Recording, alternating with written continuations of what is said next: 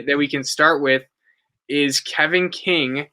So he got signed on a 1-year deal. Overall, it's a $5 million deal, but the way it's structured is pretty interesting. So in 2021, his cap hit's a little under $2 million, so pretty cheap.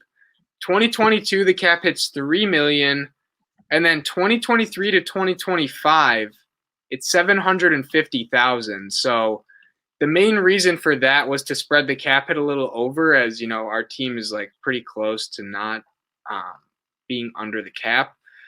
So Nick, what were your initial thoughts and reactions to the Packers re-signing Kevin King to this cheap deal? So obviously, right after the playoffs, I did not like Kevin King like a lot of other Packers fans. Yeah. But after a while, I was like, all right, no one's talking about him. If we bring him back, it won't be too expensive. And yeah, he's not too expensive. $5 million's not a lot for a cornerback too. And this last year, he was injured a little bit. He was a little rough. He had an average season, but 2 years ago, back in 2019, he had 5 interceptions. He had a good year, and I think he can get back to that if he's fully healthy. The problem is staying healthy, but I do overall like bringing him back. He knows the defense. Well, we're gonna have a new coordinator, but he knows the guys who are on defense. They all love him. He Yeah. loves all the guys. After the game, they're all stand up for him. So yeah, I do like now that we brought King back. Okay, so yeah, I think I'm with you on that, and I was saying this earlier. Like, I think we do need to bring him back. Um, Mm-hmm. just the fact that like he really isn't the best. He's had some pretty memorable moments of being really really bad, and obviously it doesn't help when he's left on an island with a back injury against the Buccaneers receiving core, and Yep. I think it's definitely obviously left people a sour taste in their mouth, but just to put it into perspective, like the last few years, he's been a lot healthier. His first year, he only started 5 games. The next year, he only started 6 games. 2019, the year he had 5 interceptions and was a lot better, started 14 games, and then this past year started 11. Mm-hmm. So, like, availability's really been his main issue. Like, he's really athletic, obviously tall, amazing in the red zone. Uh, But I think the main reason why I like this a lot is the contract is very, very reasonable. Like Shaquille Griffin got paid 14 million. Adoree Jackson got paid 13 million. A lot of the other corners that have been signed for like over 10 million. Now, you could argue that those guys are better than Kevin King. I think that's fair to say. But just the value of 1 year deal, 5 million only, like that's And it's not even going to hit us for 5 million this year, which I like. exactly, yeah. So like our team's pretty cap pressed right now. So like only a little less than 2 million for like an average second corner. Like sign me up for that. Like I'm totally down, Mm-hmm. and I totally understand like why they had to, or why they did, and why they had to. Like if they didn't, besides Jair, all we would have is really Josh Jackson, who he showed flashes of being all right this year, but it doesn't look like our team has too much trust in him. Shannon Sullivan plays the slot. And then besides that, it would be like Kadar Holman, who was a 7th round draft pick, or maybe not seventh, but he was a late round draft pick. So if we didn't have Kevin King, our options would be we have to sign one in free agency anyway, or we would pretty much be forced to draft one. And Um, start them right away. exactly. And I mean, if Mm-hmm. you think about our track record with drafting secondary players, besides Jair, it really hasn't been that good. We drafted Demarius Randall in the first round, tried to switch him from Haha, safety Clinton to Dix was corner. good.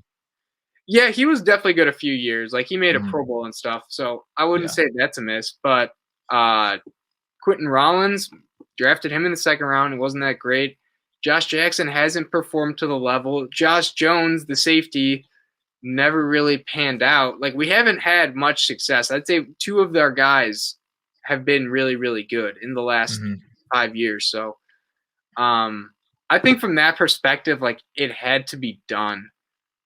So are you comfortable with our secondary now that we have the band back together, or would you like to see us make other moves? Well, I mean, it's the exact same secondary basically, and Mhm. I don't know if I'm comfortable, but I'm not upset. I Okay. definitely still want one more guy, like one more strong guy. I don't know if it's going to happen this year, but also you're saying earlier, like Kevin King's tall. Just for you guys who don't know, he's 6'3", which is very, very tall Yeah. for a cornerback, and that's very good for going up against a lot of wide receivers who are all over 6 foot mostly. So yeah, I do think our secondary still needs another guy who's the guy to help Alexander. But if this is what we go in the season with, then I won't be disappointed because we know what they're capable of. We know how far they can get us, and that's pretty far. Yeah. And to that point, like all the other guys like Smash Amos, Savage, Jair, they really wanted King back. Like they're They did. obviously have a good like the locker room's really good with all them Yeah, together. no one is upset that he's back. That's like in the Packers system. No one's Yeah. like, really, this guy? Like they forgive him. They're Yeah. this bro. Yeah. Definitely. And then here's the thing too. If they didn't re-sign him and Jair got injured, our secondary would actually be horrible.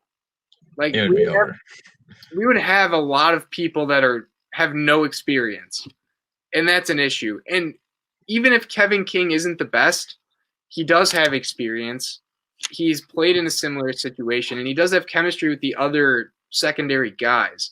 Mm-hmm. I'm with you on maybe like if a guy that fell, they wanted to draft him like in the first round, or even second or third round. If there's a corner that they really like, and there seems to be a lot of corners in this draft that are rated pretty Capable. highly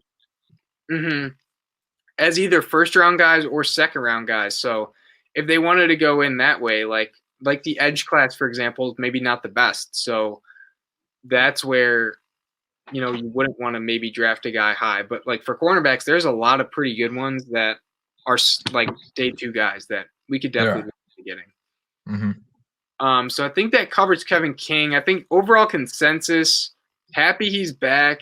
We're glad to have him back. Yeah, I'm really happy to have him back, honestly. Like he's been getting slandered a lot. He didn't play his best game against Tom and Scotty Miller in particular, but he's a solid cornerback too, and he's pretty cheap.